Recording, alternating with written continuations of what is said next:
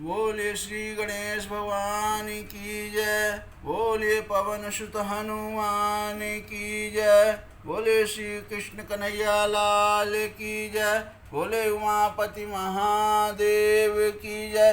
बोले श्री लक्ष्मी नारायण भगवान की जय।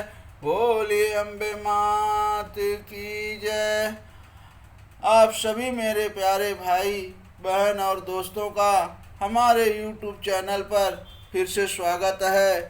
जो भाई बहन नए हों, पहली बार हमारा चैनल या वीडियो देख रहे हो तो कृपा करके आप अपना भाई समझ करके हमारे चैनल को ज़रूर सब्सक्राइब करें और मुझे भी आगे बढ़ने का एक मौका दें।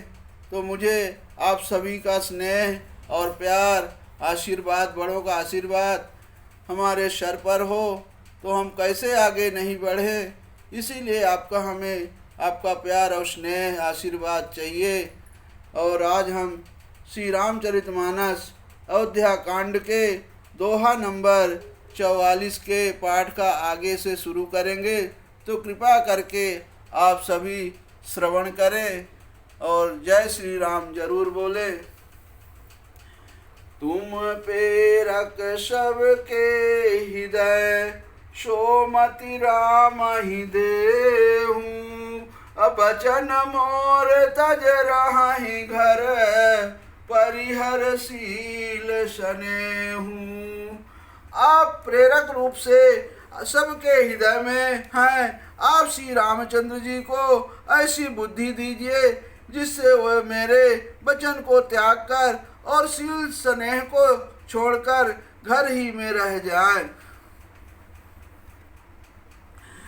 गई मूर्छा राम ही सुमिरी निप फिर करवट लीन।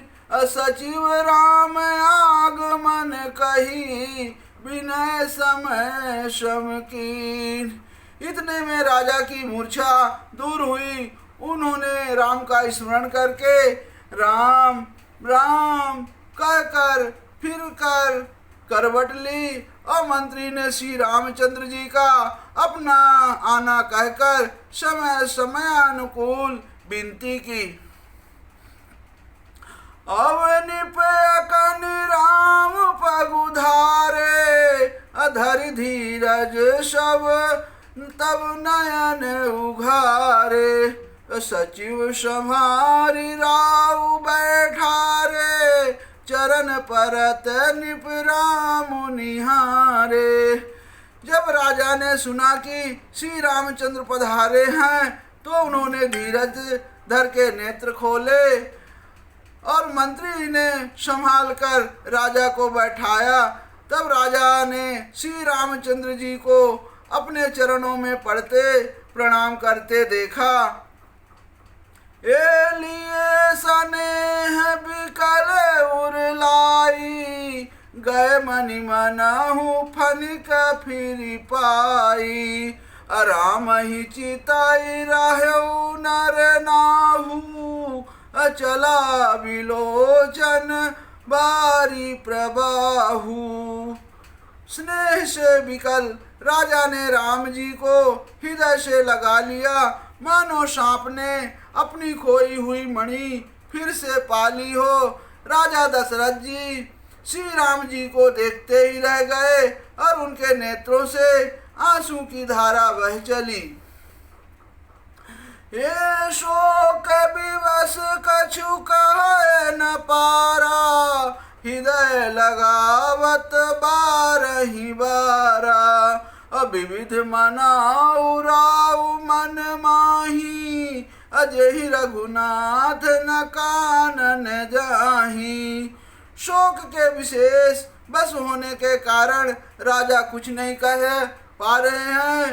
वे बार बार श्री रामचंद्र जी को हृदय से लगाते हैं और मन में ब्रह्मा जी को मनाते हैं कि जैसे श्री रघुनाथ जी वन को ना जाए। ये सुमिर महेश ही कहाई निहोरी अभिनति सुनाहु सदा शिव मोरी।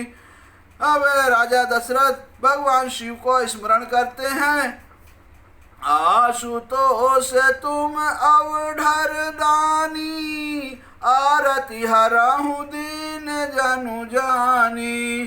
फिर महादेव जी का स्मरण करके उनसे निहोरा करते हुए कहते हैं, हे सदाशिव, आप मेरी विनती सुनिए। आप आशुतोष, शीघ्र प्रसन्न होने वाले को कहते हैं। आशुतोष है भगवान का जो नाम है, वो मतलब बहुत जल्दी प्रसन्न हो जाते हैं। और अवधर दानी, यानी अवधर दानी का मतलब होता है मुंह मांगा दे डालने वाले को अवधर दानी बोलते हैं। अतः मुझे अपना दीन सेवक जानकर मेरे दुख को दूर कीजिए। तुम प्रेरक सबके हृदय, सोमति राम ही देहु।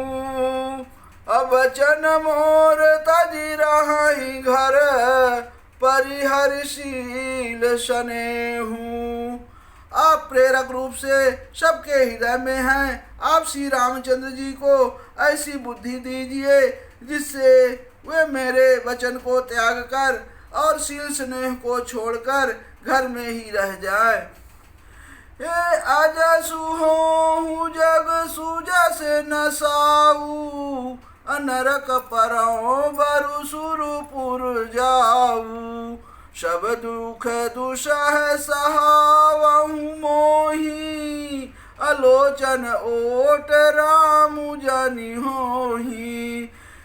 जगत में चाहे अपयश हो या सुयश नष्ट हो जाए, चाहे नया पाप होने से मैं नरक में गिरूं अथवा स्वर्ग चला जाए, पूर्व पुण्यों के फलस्वरूप मिलने वाला स्वर्ग चाहे मुझसे मिले, और भी सब प्रकार के दुसह दुख आप मुझसे सहन करा ले, पर श्री रामचंद्र मेरी आंखों की ओट में ना हो, ऐसा दशरथ जी भगवान श्री हरि भोलेनाथ जी से याचना कर रहे हैं। ए असमन गुनाई राउ नहीं बोला, अपी पर पात सरिस मनु डोला। रघुपत पिता ही प्रेम बस जानी, अपुनि कछु कहाँ ही मातु अनुमानी। राजा मन ही मन इस प्रकार विचार कर रहे हैं, बोलते नहीं हैं। उनका मन पीपल के पत्ते की तरह डोल रहा है। श्री रघुनाथ जी ने पिता को प्रेम में बस जानकर और अनुमान करके कि माता फिर कुछ कहेंगी तो पिताजी को दुख होगा।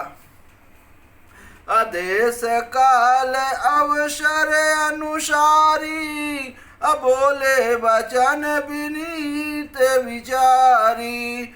तात कहूँ कछु करऊँ ढिठाई, अनुचित छवम जानी लरिकाई। देश काल और अवसर के अनुकूल विचार कर विनीत वचन कहे, हे तात, मैं कुछ कहता हूँ या ढिठाई करता हूँ, इस अनौचित्य को मेरी बाल्यावस्था समझकर क्षमा कीजिएगा। ऐसा श्री रामचंद्र भगवान अपने पिता राजा दशरथ जी से बोल रहे हैं। अति लघु बात लागे दुख पावा, काहु न मोहि कहीं प्रथम जनावा।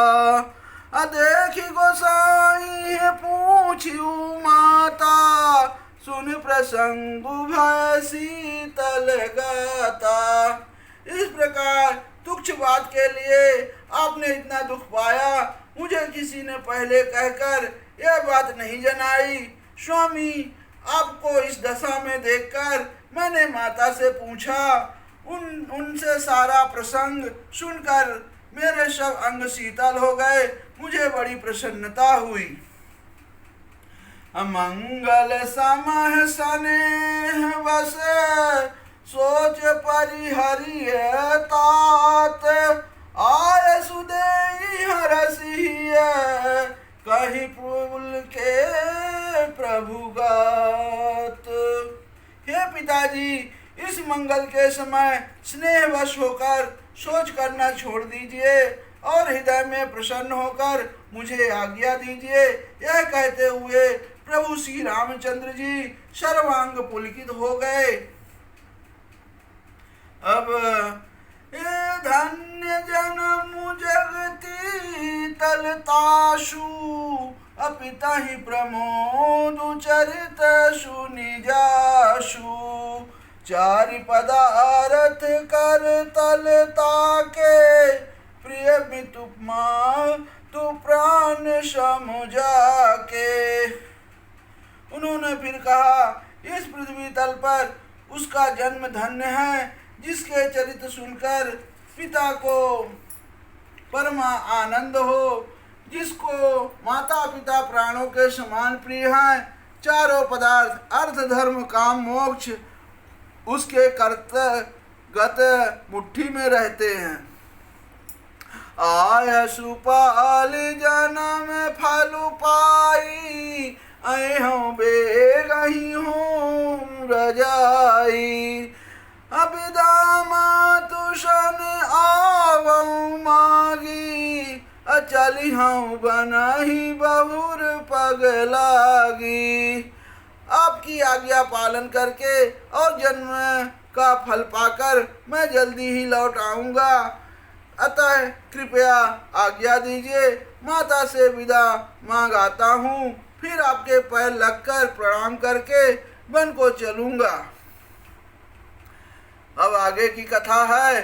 ए अस कहीं राम गवन तब कीन्हा अभूप शोक बस उतरु न दीन्हा।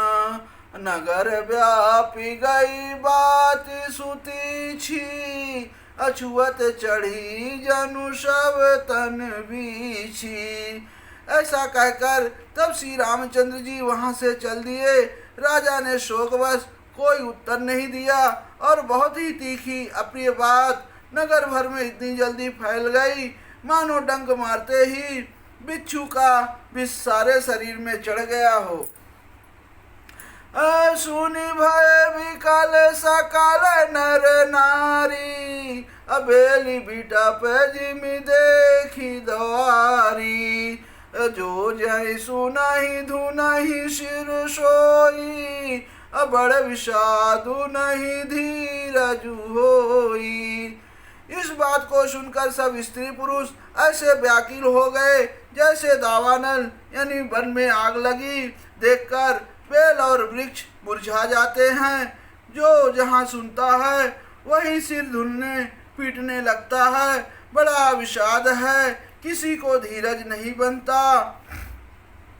ए मुख सुख ही लोचन स्त्र वही शोक नहीं दय समाय। अमनहु करुण रस कट कई उतरी अवध बजाई। सबके मुख सूख जाते हैं, आंखों में आंसू बहते हैं, शोक हृदय में नहीं समाता। मानो करुणा रस की सेना अवध पर डंका बजाकर उतर आई हो।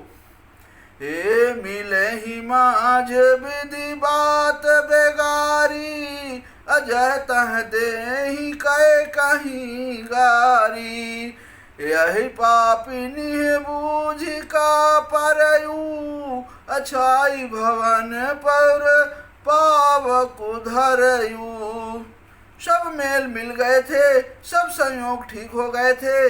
इतने में ही विधाता ने बात बिगाड़ दी। यहाँ तहाँ लोग कैकेयी को गाली दे रहे हैं। इस पापिन को क्या सूझ पड़ा जो इसने छाए घर पर आग रख दी। ए निज कर नयन काढ़ी चाह दीखा डारी सुधा विसु चाहत चीखा। अकुटिल कठोर कुविधि अभागी अभय रघुवंश बेनु बन आगी। यह अपने हाथ से अपनी आंखों को निकालकर यानी आंखों के बिना ही देखना चाहती है और अमृत फेंक कर विष चखना चाहती है। यह कुटिल कठोर दुर्बुद्धि और अभाग्नि कैकेयी रघुवंश रूपी बांस के वन के लिए अग्नि हो गई। ए पालव बैठी पेड़ एही काटा, असुख महु शोक ठाठू धरी ठाटा। असदा राम यही प्राण समाना, अकारण कवन कुटिल पन उठाना। पत्ते पर बैठकर इसने पेड़ को काट डाला, सुख के शोक का ठाठ कर रख दिया। श्री रामचंद्र जी इसे सदा प्राणों के समान प्रिय थे, फिर भी ना जाने किस कारण इसने यह कुटिलता ठानी। ऐसा वहाँ अयोध्या के नगरवासी लोग बोल रहे हैं। असत्य कहाँ ही कवि नारी शुभाऊ, असब विधि अगमु अगाध दुराऊ। निज प्रतिबिंब बरकु गही जाई, अजानी न जाई नारी गति भाई। कवि सत्य ही कहते हैं कि स्त्री का स्वभाव सब प्रकार से पकड़ में न आने योग्य था और भेद भरा होता है। अपनी परछाई भले ही पकड़ जाए, पर भाई स्त्रियों की गति यानी चाल नहीं जानी जाती। काहु न पावक जारिशक, कान समुद्र समाय। अकाना करे अबला प्रबल, के जग कालु न खाय। आग क्या नहीं जला सकती, समुद्र में क्या नहीं समा सकता, अबला कहाने वाली प्रबल स्त्री जात क्या नहीं कर सकती, और जगत में काल किसको नहीं खाता। बोले सियावर रामचंद्र की जय, बोले पवन सुत हनुमान की जय, बोले अम्बे मात की जय, बोले सरस्वती माता की जय, बोलिए शारदा मैया की जय। ओम नमः पार्वती पतये, हर हर महादेव। जय श्री राम।